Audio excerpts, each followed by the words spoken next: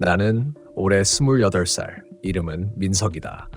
몇 달 전까지만 해도 전라북도 전주에 있는 한 작은 숙소의 프런트에서 일했다. 요즘엔 그 숙소 근처를 지나는 것만으로도 숨이 막히고 어딘가 누군가의 시선이 느껴지는 듯한 공포가 밀려와 괜히 숨을 참게 된다. 그곳을 그만둔 건 단순히 일이 힘들어서도 급여가 적어서도 아니었다. 내가 도망치듯 그만둔 이유는 거기엔 정말로 무언가가 있었다. 그 숙소는 전주시 외곽에 있는 오래된 단층 건물이었다. 간판은 희미했고 마당 한쪽에 오래된 나무 두 그루가 비틀리듯 서 있었다. 처음 면접 보러 갔을 때 그 마당을 스쳐 지나가던 순간이 아직도 선명하다. 바람이 불지도 않았는데 나뭇잎이 서로 부딪히며 작게 찰칵찰칵 소리를 냈다. 그 소리가 이상하게 사람 숨소리 같았다. 작게, 천천히, 일정한 리듬으로 누군가 내 뒤에서 따라오는 듯한 느낌이 들었다. 민석 씨, 이쪽이에요. 낡은 슬리퍼를 끌며 나를 부르던 사장님은 40대 초반의 여자였다. 피부는 늘 피곤해 보였고 눈 밑에는 다크서클이 깊게 패여 있었다. 그녀의 첫 마디는 이랬다. 밤 근무 괜찮죠? 요즘은 손님이 많진 않은데 그래도 밤엔 조금 시끄러울 때가 있어요. 시끄럽다는 말에 나는 단순히 손님이 많거나 소란스러울 때가 있다는 뜻으로 생각했다. 하지만 지금 돌이켜보면 그 말은 다른 의미였던 것 같다. 숙소의 구조는 단순했다. 정문을 들어서면 프런트가 있고 그 뒤쪽에 복도가 길게 이어져 있었다. 객실은 총 11개, 대부분은 오래된 벽지에 곰팡이 자국이 얼룩처럼 번져 있었다. 하루 숙박비는 4만 원, 단기 체류 손님이 많았다. 근처 공단에서 일하는 사람들, 출장 나온 기사들, 가끔은 이상할 정도로 조용한 커플도 있었다. 첫날 밤 근무는 이상하리만치 고요했다. 새벽 2시쯤 카운터 앞에서 청소 도구를 정리하고 있는데 천장에서 또각또각 무언가 떨어지는 소리가 났다. 비라도 새나 싶어 올려다보니 어둠 속에서 작은 물방울 하나가 떨어졌다. 맑은 물 같았지만 내 손바닥에 닿는 순간 묘하게 끈적거렸다. 조명을 켜고 확인하자 그건 물이 아니라 아주 희미한 붉은색이었다. 그때 무전기가 들썩이며 사장님의 목소리가 들려왔다. 민석 씨, 괜찮아요? 방 7호 앞에서 뭐 떨어지는 소리 안 들려요? 방 7호요? 방 위쪽에서 물이 새는 것 같긴 한데요. 거기 원래 물 안 새요. 그냥 내버려둬요. 괜히 문 열지 말고. 그녀는 그렇게 말하고 무전을 끊었다. 그 목소리는 평온했지만 분명히 작게 떨리고 있었다. 나는 무심코 복도 끝 7호실 방향을 바라봤다. 그때였다. 희미하게 불 꺼진 복도 끝에서 찰칵 하는 소리가 들렸다. 문이 아주 살짝 안쪽에서 열렸다 닫히는 소리였다. 그 문틈 사이로 하얀 무언가가 스쳤다. 그날 이후로 이상한 일들이 시작됐다. 며칠 뒤 새벽 1시 반쯤이었다. 나는 습관처럼 CCTV 모니터를 확인하고 있었다. 대부분의 화면엔 아무도 없었다. 그런데 7호실 앞 복도 화면이 잠깐 깜빡이더니 한 여자가 서 있었다. 머리카락이 젖은 듯 축축하게 늘어져 있었고 고개를 숙인 채 아주 천히 프런트 쪽으로 걸어오고 있었다. 나는 놀라서 카운터 밖으로 나갔다. 복도는 비어 있었다. 그런데 공기가 달랐다. 차가운 냄새가 있었다. 그 냄새는 오래된 하수구 냄새와 피비린내가 섞인 듯한 냄새였다. 손님, 계세요? 나는 조심스럽게 말했다. 대답은 없었다. 그런데 방 7호 문틈 아래로 물이 흐르고 있었다. 그 물은 복도 타일을 따라 느리게 번지며 내 발끝에 닿았다. 그 순간 소름이 온몸을 덮었다. 물은 따뜻했다. 나는 손전등을 켜고 7호실 문 앞에 섰다. 문고리를 잡는 순간 안쪽에서 퍽 소리가 났다. 마치 누군가 바닥에 무언가를 던진 것처럼 묵직한 소리였다. 심장이 요동쳤다. 사장님이 했던 말이 떠올랐다. 괜히 문 열지 말고. 나는 그대로 얼어붙었다. 그때 문틈 사이로 손가락 하나가 천천히 나왔다. 피로 물든 듯한 손톱, 길게 찢어진 손가락 끝이 타일 위를 긁었다. 끼익, 끼익. 그 소리가 너무 또렷해서 나도 모르게 숨을 삼켰다. 순간 그 손가락이 움직임을 멈추더니 문틈 안쪽에서 낮고 가라앉은 여성의 목소리가 들렸다. 나 여기 있었잖아. 그날 새벽 나는 한 발자국도 움직이지 못한 채 그대로 멈춰 있었다. 아침이 되어 교대할 때까지 나는 단 한 번도 그 문을 열지 않았다. 그런데 이상하게도 다음날 CCTV에는 그 여자가 찍혀 있지 않았다. 심지어 내가 본 그 물자국조차 사라져 있었다. 이 일이 있고 나서부터 나는 잠을 거의 못 잤다. 낮에도 복도를 지날 때마다 누군가가 따라오는 느낌이 들었다. 특히 카운터 뒤 창문에 비친 내 뒷모습 뒤로 검은 그림자 하나가 자주 스쳤다. 처음엔 착각이라고 생각했다. 하지만 그게 반복될수록 확신으로 바뀌었다. 어느 날은 청소를 하던 아주머니가 내게 물었다. 젊은 사람이라 괜찮겠지만 밤에는 절대 치료실 근처 가지 말아요. 왜요? 혹시 그 방에 뭐가? 그냥 옛날에 거기서 사람 하나 죽었어요. 방에서 혼자. 그녀는 말을 흐리더니 이 일 오래 하지 마요 하고 돌아섰다. 나는 그날 이후로 프런트에 앉아 있을 때마다 복도 끝 치료문 앞의 어둠을 계속 바라보게 됐다. 그 어둠은 숨을 쉬는 것처럼 미세하게 움직였다. 그날 이후 나는 그 어둠을 무의식적으로 쫓기 시작했다.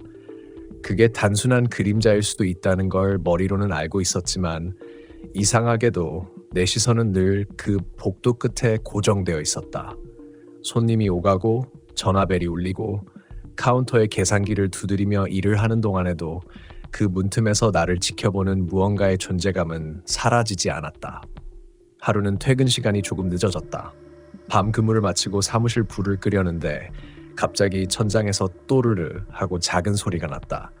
고개를 들어 올려다보니 치료실 위쪽 천장에 검은 얼룩이 퍼져 있었다. 어제까지만 해도 없던 얼룩이었다. 피처럼 어두운 색이 천천히 번지며 타원형으로 퍼졌다. 물 새는 거야? 나는 사다리를 가져와 손전등을 비췄다. 그러자 천장 틈새에서 무언가 반짝였다. 그건 물방울이 아니었다. 금속 조각이었다. 조심스레 틈을 벌려보자 그 안에서 녹슨 반지 하나가 떨어졌다. 여자의 반지 같았다. 가늘고 안쪽엔 흐릿하게 H라는 글자가 새겨져 있었다. 나는 반지를 들고 사장님에게 보여주었다. 그녀는 처음에는 아무렇지 않은 척했지만 내가 치료실 천장에서 떨어졌어요 라고 말하는 순간 그녀의 표정이 하얗게 굳었다. 그거 그냥 버려요. 거기 있으면 안 돼. 근데 이게 왜 천장에? 그 방은 원래 잠깐 닫아놔야 했던 방이에요. 그녀는 말을 더 잇지 않았다. 눈빛은 분명 두려워하고 있었지만 입술은 단단히 다물려 있었다. 나는 그때 알았다. 그녀는 이미 무언가를 알고 있었다.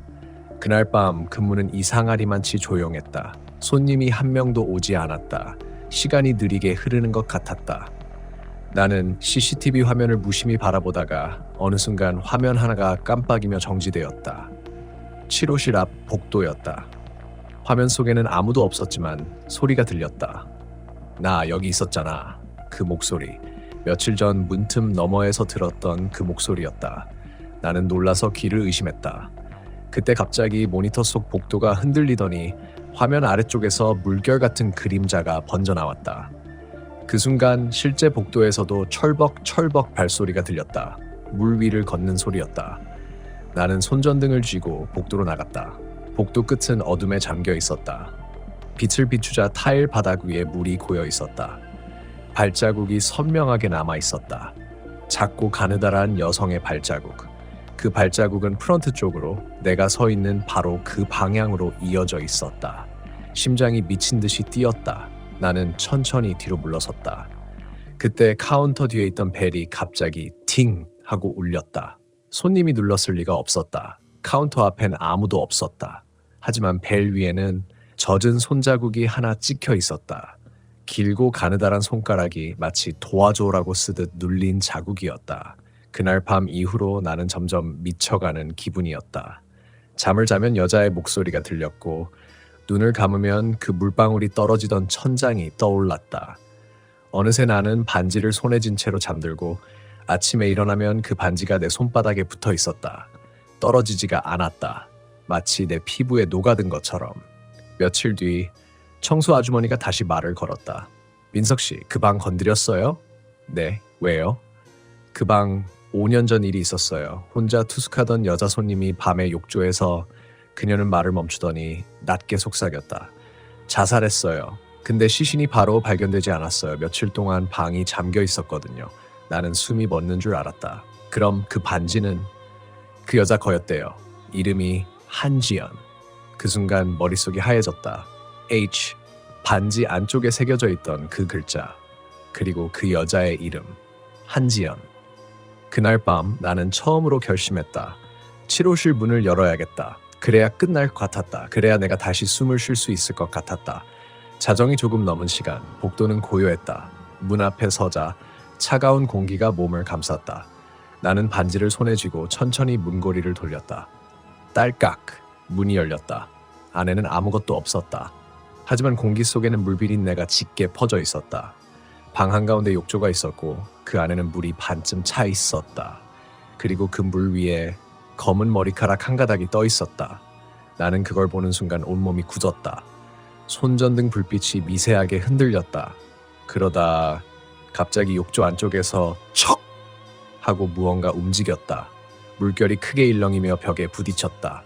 손전등 빛이 떨어지자 그 안에 하얀 얼굴이 잠시 비쳤다. 눈이 감긴 채 미소를 짓고 있었다. 나는 소리를 지를 틈도 없이 뒤로 넘어졌다. 바닥에 머리를 부딪히며 정신이 아득해졌다. 의식이 흐려지는 와중에 귀 바로 옆에서 속삭이는 소리가 들렸다. 이제 알겠지? 그리고 완전히 깜깜해졌다. 눈을 떴을 때 아침이었다. 나는 프런트에 누워 있었다. 옆에는 사장님이 앉아 있었다. 그녀는 아무 말도 하지 않았다. 내가 정신을 차리자 그녀는 단 한마디만 했다. 봤죠? 나는 아무 대답도 하지 못했다. 그녀는 깊게 한숨을 쉬며 고개를 숙였다. 그 방은 닫아야 해요. 근데 그게 쉽지 않아요. 그녀의 말이 끝나자마자 복도에서 딩 하는 벨소리가 또 울렸다. 그 소리가 치료실 방향에서 똑같이 따라 울렸다. 그날 이후 나는 확신했다. 이 숙소에는 그 여자가 아직 있다. 좋아요. 아래는 당신이 요청하신 그대로 다른 설명이나 제목 없이 오직 원문만 정확하게 복사한 결과입니다. 그날 이후로 숙소는 완전히 달라졌다. 정확히 말하면 내가 달라졌다. 낮에도 어둠이 느껴졌고 사람의 말소리 속에서도 물소리가 들렸다. 하루하루가 고통이었다. 프런트에 앉아있으면 치료실 문틈에서 하얀 손가락이 나오던 그 장면이 머릿속에서 반복됐다. 나는 더 이상 정상적인 감각으로 일할 수 없었다. 손님이 벨을 눌러도 깜짝 놀라 몸이 떨렸고 방 청소를 하러 복도로 나가면 누군가 내 뒤에서 물기 어린 발소리로 따라오는 기분이 들었다. 하루는 아침 교대를 마치고 퇴근하려는데 사장님이 내게 조용히 말했다. 오늘은 일찍 가지 말아요. 얘기 좀 해요. 나는 고개를 끄덕였다. 그녀는 숙소 뒤편 잘 쓰지 않는 사무실로 나를 데려갔다. 문을 열자 곰팡이 냄새가 확 났다. 책상 위에는 오래된 파일과 장부가 수북이 쌓여 있었다. 그녀는 묘하게 떨리는 손으로 낡은 서류철 하나를 꺼냈다. 이거 치료실 투숙 기록이에요. 서류에는 몇 년 전 기록들이 정리돼 있었다. 그리고 5년 전 날짜에 낯익은 이름이 있었다. 투숙기간 5월 17일, 5월 20일 체크아웃 없음. 그 밑에는 작은 글씨로 이렇게 적혀 있었다. 발견일 5월 23일, 욕실 내 변사체. 그녀는 눈을 감았다. 그때 내가 처음 이 숙소를 인수받았을 때였어요. 전 사장이 자살 사건 때문에 숙소를 팔고 떠났죠. 근데 그 여자의 방 비워두질 못했어요. 왜요? 이상하게 닫아두면 문이 스스로 열려요. 밤마다 불이 켜지고 물소리가 나요. 나는 숨을 삼켰다. 그녀는 내 얼굴을 바라보며 말했다. 그리고 이상하게 그 방을 본 사람들은 다 오래 못 버텼어요. 그녀의 말 끝에 사무실 천장에서 뚝 하고 물방울 하나가 떨어졌다. 책상 위에 번지는 그 물자국은 붉은 기운을 띠고 있었다. 그날 밤 나는 더 이상 참지 못했다. 숙소를 그만두겠다고 말하려고 프런트로 나갔지만 전화기 옆에 놓인 손님 명단이 눈에 들어왔다. 오늘 새벽 체크인한 손님 이름란에 한지연이라는 이름이 적혀 있었다. 나는 순간 숨이 멎었다. 분명 몇 년 전 죽은 사람의 이름이었다. 그때 초인종 소리가 울렸다. 띵! 나는 천천히 고개를 들었다. 복도 끝 치료실 불이 켜져 있었다. 불빛이 깜빡이며 방 안 그림자를 벽에 투사했다. 그림자 속엔 머리카락이 긴 여자의 실루엣이 있었다. 그녀가 천천히 고개를 숙이며 나를 바라보고 있었다. 나 여기 있었잖아. 그 목소리가 복도 전체에 울렸다. 나는 몸이 얼어붙었다. 그녀는 천천히 문을 열었다. 문틈 사이로 흘러나온 물이 내 발끝에 닿았다. 차갑지도 뜨겁지도 않은 사람 체온 그대로의 온기였다. 나는 도망쳤다. 복도를 달리며 프런트 문을 밀쳤다. 문이 열리지 않았다.